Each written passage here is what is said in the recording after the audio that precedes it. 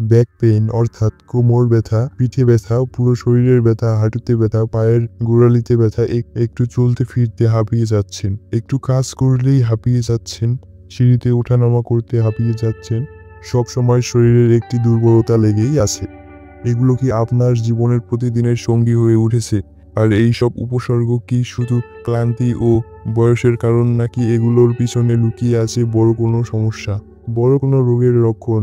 এই যেমন নার্ভের ক্ষতি, ক্যালসিয়ামের ঘাটতি অথবা হাড় ও পেশির দুর্বলতা। আর এজন্যই বন্ধুরা, আজকে আমরা এই কয়েক মিনিটের ভিডিওর মাধ্যমে জানবো এইসব হওয়ার পিছনে আসল কারণটা কি, অ্যাকচুয়াল কারণ রয়েছে, এবং এগুলো থেকে আমরা কিভাবে ঘরোয়াভাবে প্রাকৃতিক উপায়ে সমাধান পেতে পারি।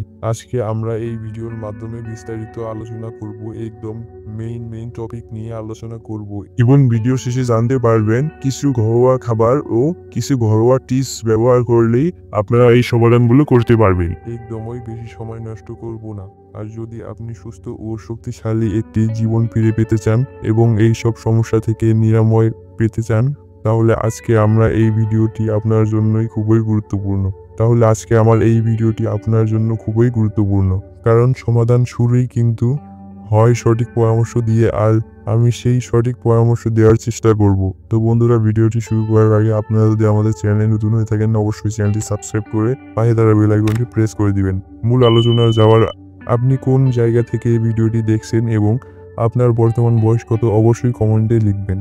এবার বন্ধুরা, আমরা সরাসরি আলোচনা করব। আপনি যদি এইসব সমস্যা, অর্থাৎ প্রথমে যে আমি বললাম পিঠে ব্যথা, কোমর ব্যথা, হাঁটুতে ব্যথা, পায়ের গোড়ালিতে ব্যথা, পুরো শরীরে একটা সব সময় ব্যথা লেগেই থাকে, আপনি যদি এইসব ব্যথায় দীর্ঘদিন থেকে ভুগছেন, তাহলে এইসব ব্যথা ক্লিনিক হয়ে যাওয়ার ফলে, অর্থাৎ দীর্ঘমেয়াদী হয়ে যাওয়ার পর একটি জটিল আকার ধারণ করতে পারে। আর সেখান থেকে আর্থ্রাইটিস বা জয়েন্টের ব্যথা, জয়েন্টের প্রদাহ, বাতের ব্যথা এবং অস্টিওপোরোসিস নামে যে একটি রোগ, যেটা ক্যালসিয়ামের অভাব, হাড় দুর্বল হয়ে যায় এবং হাড় ফ্র্যাকচার দেখা দেয়, ফাইব্রোমাইয়ালজিয়া, স্নায়ু রোগ, এসব সমস্যা আপনি ভুগতে পারেন। এর ফলে কি হবে, দীর্ঘদিন থেকে ক্রনিক হয়ে যাওয়ার পরে এসব সমস্যা নার্ভ দুর্বল হয়ে যায়।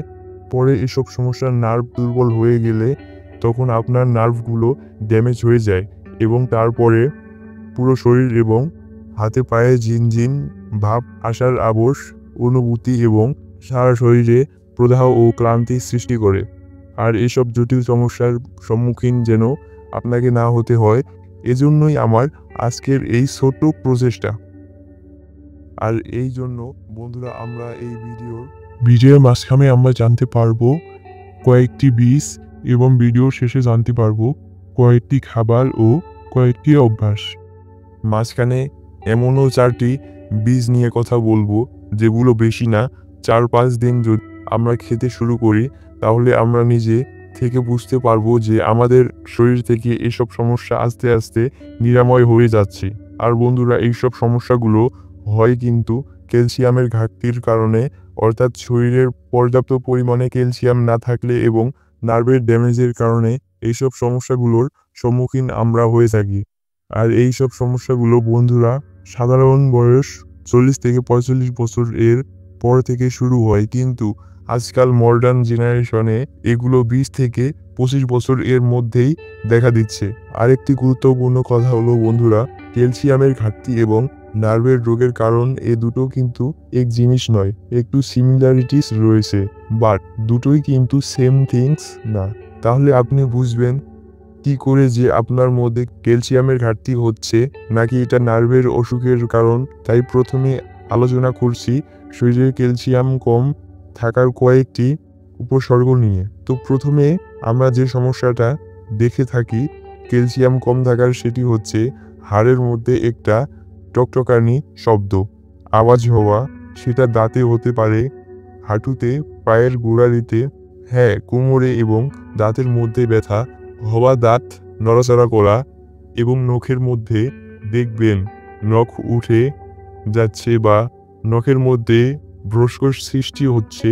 কিন্তু আমাদের ফেসের স্কিন, পুরো শরীরের স্কিন ড্রাই হয়ে যাচ্ছে, খসখসে হয়ে যাচ্ছে এবং প্রচুর মাত্রায় চুল পড়ে যাচ্ছে। এগুলো সাধারণত বন্ধুরা শরীরের ক্যালসিয়াম কম থাকার উপসর্গ। এছাড়াও পা ও পেশিতে ক্রাম্প হয়ে যাওয়ার এসব সমস্যা সাধারণত আমরা শরীরে দেখে থাকি। এইগুলো শরীরের ক্যালসিয়ামের ঘাটতির উপসর্গ। এবার নার্ভের উপসর্গগুলো কি?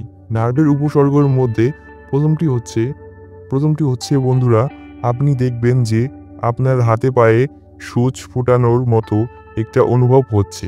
দ্বিতীয় লক্ষণটি হচ্ছে ব্যথা ও জ্বালা পোড়া, বিশেষ করে এটি রাত্রেবেলায় আপনি দেখবেন যে আপনার হাতে ও পায়ে ব্যথা করছে এবং জ্বালা পোড়া করছে, পুরো আগুন জ্বলছে মনে হচ্ছে, এবং এটি সকালে অনেক সময় দেখা দেয় এবং আস্তে আস্তে হাঁটাচলা করতে করতে স্বাভাবিক হয়ে গেলে তখন আস্তে আস্তে সেটা কমে যায়। আবার রাত্রেবেলা যখন হয় তখন আবার শুরু হয়ে যায়। আরেকটি প্রধান লক্ষণ দেখা যায় সেটি হচ্ছে অসাড় বা অনুভূতি। পুরো শরীরের একটা শক্তি পাওয়া যায় না, কিন্তু একটা ভারী জিনিস আপনি তুলতে যাচ্ছেন, কোনো রকম কোনো জোর পাচ্ছেন না, শক্তি পাচ্ছেন না এবং পায়ে ভারসাম্য রাখতে আপনার ভীষণ অসুবিধা হচ্ছে। আর এসবই সমস্যাগুলো তখনই হয় যখন আমাদের শরীরে নার্ভের সমস্যা দেখা দেয়। আমাদের পুরো শরীরের নার্ভ দিয়ে গঠিত। আমাদের পুরো শরীরটা কোটি কোটি কোষ দিয়ে গঠিত।